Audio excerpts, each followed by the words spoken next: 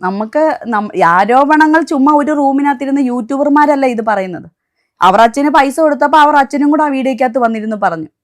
ഈ യൂട്യൂബിനകത്ത് റീച്ച് ഉണ്ടാക്കാൻ വേണ്ടിയിട്ട് അവർ ഓരോ കള്ളത്തരങ്ങൾ പൊതുസമൂഹത്തിന്റെ മുന്നിൽ അങ്ങ് പറയുക. ഇത് നമ്മുടെ ഈ തെളിവുള്ളത് കൊണ്ടാണ് ഇവര് അന്വേഷിക്കണം സ്ഥാപനം പൂട്ടണം എന്ന് പറയുമ്പോൾ നമ്മുടെ കയ്യിൽ എല്ലാത്തിനും തെളിവുണ്ട്.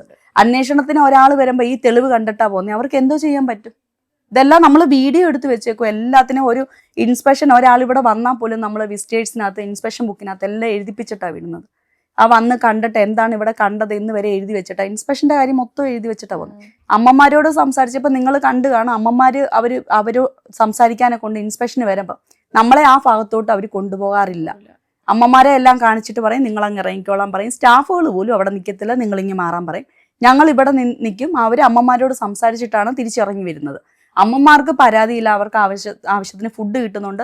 എല്ലാ മാസവും കൃത്യമായിട്ട് ഏഴംകുളം PHSന്ന്, കൈതപ്പറമ്പ് PHSന്ന് ഡോക്ടർമാരും നേഴ്സുമാരും വന്ന് അമ്മമാർക്ക് ട്രീറ്റ്മെന്റ് നടത്തുന്നുണ്ട്. അമ്മമാർക്ക് ആവശ്യത്തിന് ഫുഡ് കൊടുക്കുന്നുണ്ട്.